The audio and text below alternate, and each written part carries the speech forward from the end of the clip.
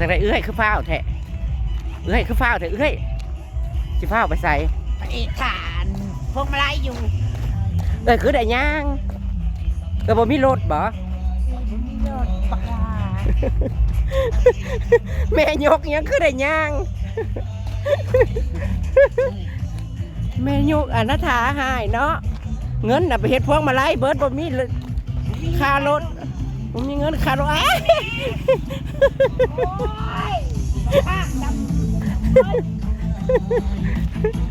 พ่อแม่บ่นี่นะฮะบอกมันไก่โยไก่ก็เฮ็ดอะไรซะไก่ก็ไปใจมากเนื้อตกบ่มีรถมาน่ะกลับไปนอกมาบ่มีรถโอ้ยย่างอันนี้แหละปลอดภัยที่สุดไปกับนางตุ๋ยกลับเมือตอนมากับนางพลามารถใหญ่พลาเมือขาเมื่อบัดนี้ขาไปขากลับวันเกิดน้องทำก็ไปกับนางตุ๋ยกลับมากับชอบกับนางมาพี่น้องพอเพื่อฮอดอันบัดเมื่อชี้ยามใดนี่บุพอเพื่อฮอดหมอลำนี่นั่งเมือกนั่งเมิดถืออันถุงอันพวงมาลัยจ้าอ่างทางใจเด้ชีวิตแม่ยกมาสู่ใส่กระดันด้นอ่างทางใจสิบ่ได้พอดเกือบย่างบ่พี่นะมือน่ะเป็นพี่นิกได้พี่นิกมาแล้วอื่นน่ะวันจันทร์บ่แล้วลงมาผู้เดียวลงมาจริงๆนะเดี๋ยวลงมาผู้เดียวเล่นรถมาแล้วมึงบ่โบกเอาบ่บักลาลัดเทิงเลยแน่ย่างนี่บ่โอ้ยเนาะเขาน่ะก็ตั้งว่าบ่ได้อยากเซิงตั้งบ่ได้เลี้ยวเห็นความงามมึงน่ะก็ตั้งว่าบ่ได้ยั่วปลุกอารมณ์เขาเลยเนาะโอ้ยบุดเกือบย่างเอาซะโหขี้ฝุ่นได้พี่น้องเอ้ยอันเส้นวุดๆนี่อย่าว่าสั้นว่าสีได้รถไก่มากเมื่อกี้นี่อีนี่แค่คือยังผมมันทุกอย่างนี่เอาเงินไปเข้าก็ได้เฮ้ยเบิ่งในกล้องกูน่ะมันสลัวเลยผมผัดยาวๆหน้าผัดวอกคันแม่นทายอาจจะท่อนหัวบ่เห็นเสือน่ะอุ้ยว่าแม่นเราได้นี่นะสีมีแสงนั่นโอ้ยย่างลง2นางเฒ่ากับมาบ่มันถ่ายอยู่หน้าเวทีนั่นแล้วปัดกูได้ไผสิมาเอากูสิโทรหาผัวกูแล้วลึกมาเอาโอ้ยรถเขาสวนมาแต่ละเทื่อเด้นี่น้อยก็ฮอดคอนกรีตเลยแหละเฮ้ยก็บ่ไก่ดอกเด้น่ะเลี้ยวเห็นแสงแล้วผู้ประมาณโทรผัวมาเอาสะพานพี่น้องเอ้ยต้องว่าสิบ่ได้มีกันที่ใจอยากอยู่นำกันอ๋อมึงอินนี่มากันพาที่กันแต่ที่แรกคนมีลูกมีผัวจ้าผมมีเด้อตอนนี้มีนี่กับพวกลูกห่างลูกติดมาจีบนะจ๊ะค่ะนี่กับพวกกูให้อยู่กูกี่มึงบ่ได้นี่นั่นลีลารถด้วยนะจอดเพิ่งเลยแน่บักลาเบิ่งหน้าก่อนดูกูบอกไปส่งอ่ะคือหัวจักกูสักเอาทีลากคนวะคือว่านั่นหูเขาเอิ้นเจซีไหนแน่บางเรื่องนะทีลากเป็นกูว่าอิมาโนบ่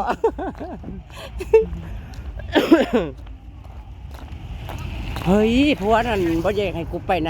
น้าเวทีเนี่ยไม่เพราะว่ายังไม่ตะพูใส่ขี้เหล้ามาเจาะแจ๊ะเด้งามเนี่ยงามสู้ทำใจเห็นได้สามีแต่ผู้บ่าวตาลายน่ะเวทีโอ้ยมันสิฮอดอยู่บ่อันเกิดมึงน่ะทางใจรวมนะคลิปนี้กับเบิ้งอันนางงามนางแม่ยกย่างว่าสิฮอดงานพี่น้องเฮ้ยจะขี่ไว้เดี๋ยวบักน้อยๆแต่ขี่ไว้หลายนั่นเด้นะมันเอิ้นหามึงเลยเด้เฮ้ยขี้งอกก่อนที่เมื่อนี่กูมีรถดีไหมมึงสิเมื่อเห็นยังมึงว่าสิอยู่แจ้งอีบ้าแจ้งกับที่เมื่อน้ำไผ่มันสิอึดบ่เขารวยกับอยู่หั่นเขาก็สิมาเอาตัวบ้าเมากกับเที่ยงคืนเขารวยไหนว้าวก็เล่าว่าทีมรถเฮือนแล้วเขาย้อนมาเด้เอาจำเอาเดี๋ยวก็ฮอดแล้วล่ะหน้าเวทีพี่น้องเอางานซะก่อนบ่ได้ไก่เด้เฮ้ยฮอดเลย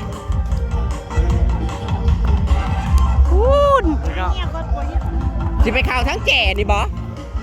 ไปเยี่ยวซะสิไปเยี่ยวในธาตุเด้อบอ หัวรถเขาบ่เป็นมีคนอยู่บ่หมองเงี้ยวกับพิจธาตุล็อกร้อนอยู่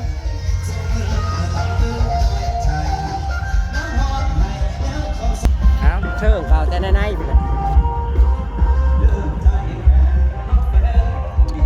เอาเซิร์นเซิร์นเอาเซิร์นเอาเซิร์น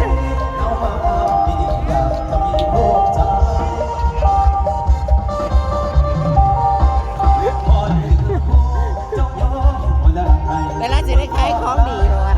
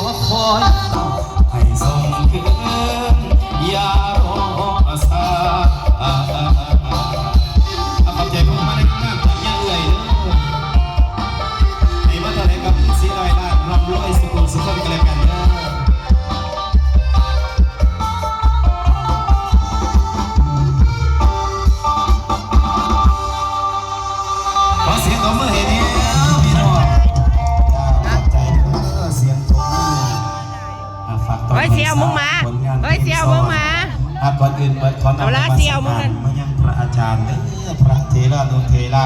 แสดงความเคารพนับถือมายังอำนาจการปกครองทุกภาคส่วนสบายดีพี่น้องชาวบ้านนาหนองผือที่นาฮักมาสู่สุขุมและกับพี่น้องบ้านโคซินดินใจเที่ยงสุขุมสุขุมไม่ได้ดีอกดีใจหลายพี่น้องก็ได้มาเยี่ยมข่าวเคยมาแล้วปีก่อนแต่ว่ามาอีกรอบนี่กับทางที่เก่า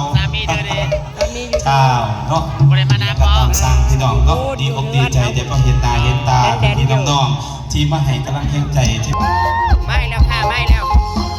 ออกไป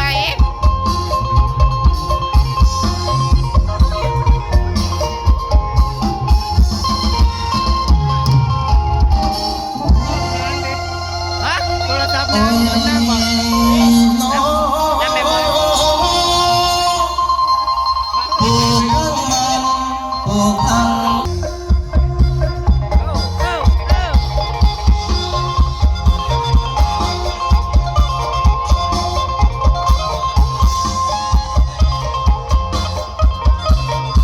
ตอนนี้ยังอยากกล้องพี่น้องเองเงาวันละใด